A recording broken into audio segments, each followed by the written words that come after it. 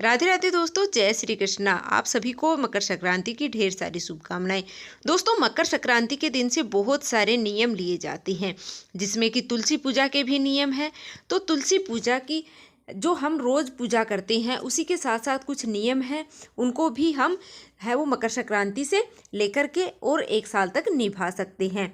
तो आज की वीडियो में हम जान लेते हैं कि कौन कौन से नियम हैं वो हम मकर संक्रांति से ले सकते हैं। एक साथ भी यह नियम ले सकते हैं या फिर आप एक एक करके भी यह नियम है वो ले सकते हैं। मकर संक्रांति के दिन आप सुबह स्नान करके और जो आपने पहले से कोई नियम लिया हुआ है तो पहले उसको है वो पूरा कीजिए, उद्यापन कीजिए उसका, और उसके बाद में नया नियम का संकल्प आपको लेना चाहिए।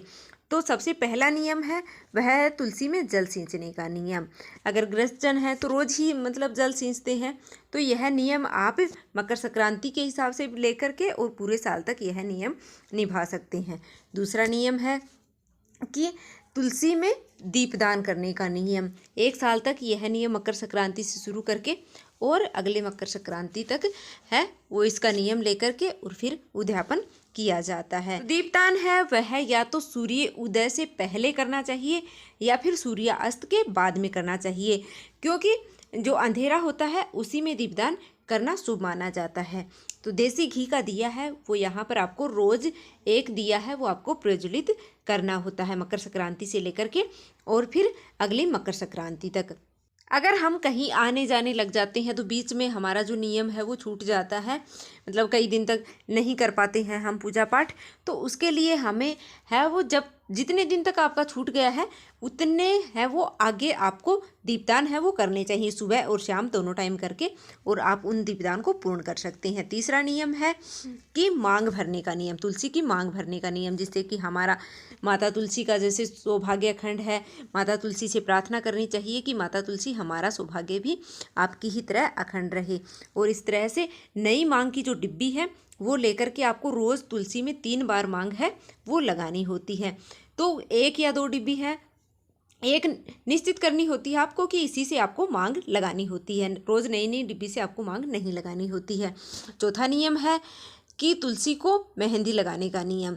तो 2-4 कीप आप ले आइएगा, पूरे साल भर है वो ही चल जाती हैं, तो उसी से आप मेहंदी लगाने का नियम है वो कर सकते हैं। तो जब हम रोज़ तुलसी जी की पूजा करते हैं तो उसी के साथ साथ हमारे यह नियम है वो भी आसानी से है वो पूर्ण हो जाते हैं। तो दिए को हम इस तरह से हाथ में जल लेकर के और फिर मिनस देते हैं। जब भी आप अपने हिसाब से अपना वक्त देख लीजिएगा, सुबह के समय आप कर सकते हैं या फिर शाम के समय।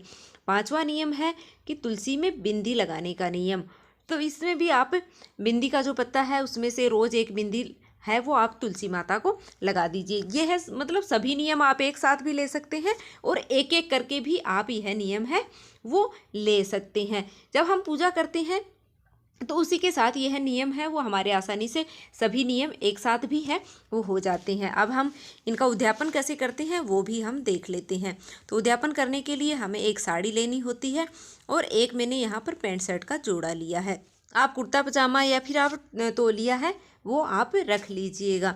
उसके बाद में सुहाग की सामग्री हम यहाँ पर ले लेंगे, जो भी है कांच कंगा है, चूड़ी बिंदिया है, सभी चीज़ें जो हम सुहाग की होती हैं पहनते हैं उसके। और इन नियमों के साथ में तुलसी माता को चूड़ी पहनाने का नियम भी आप ले सकते हैं, जिससे कि हमारा सुहाग है वो अमर रहता है, हमारे सुहाग की निशानी होती है चूड़ियाँ।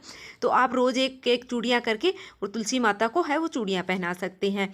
तो यहाँ पर सुहाग की जो चीज़ें होती हैं वो सभी चीज़ें हैं वो मैंने यहाँ पर ले ली हैं। आप 16 सामग्री भी ले सकते हैं या फिर कुछ चीज़ें आप यहाँ पर ले सकते हैं। चूड़ी है, कंगा है, बिंदी है, मेहंदी है, मांग है, ये कुछ चीज़ें हैं ये ज़रूरी होती हैं, ये आप ले लीजिएगा। ब्लाउज फीस भी आपको लेनी होती है, पेटीकोट भी साथ में लेना होता है। तो ये साथ ही आप जूते चप्पल भी ले सकते हैं और कुछ दक्षिणा आपको अवश्य यहाँ पर रखनी है। और फिर तुलसी माता को छुआ करके और फिर आप इनको मिनस लीजिएगा। तो मिनसने के लिए इस तरीके से अपने पल्लू पर थोड़ा सा जल लेकर के और 3 बार घुमा करके और इस तरीके से मिनसते हैं। तो मिनसते हैं तभी हमारा दान है वो लगता है। तो इस तरीके से मिनस करके आप किसी ब्राह्मणी या पंडिताइन को या फिर रिश्ते में आपसे अगर बड़ी हैं, कोई सास है, ननद है, तो उनको आप यह सामान है वो दे सकते हैं। ध्यान रहे कि यह जो चीज़ें हैं वो हमें सुहागिन महिला को देनी होती हैं। कोई भी सुहागिन महिला है तो उसे आप दे सकते हैं, या फिर किसी गरीब ज़रूरतमंद को यह सामान दे सकते हैं, पर ध्यान रहे कि सुहागिन है उनको ही यह चीज़ें देनी होती हैं। तो यह है संपूर्ण जानकारी। तो आप एक नियम लेते हैं तब भी इसी तरीके से आपको उद्यापन करना होता है, और अगर आप एक साथ ये सभी नियम है वो निभाते हैं तब भी आपको इसी तरीके से है वो उद्यापन करना होता है। तो मकर संक्रांति से जुड़ी और भी बहुत सारी वीडियो हैं वो चैनल पर आ गई हैं, तो आप देख लीजिएगा। तो मिलते हैं फिर से एक और वीडियो के साथ।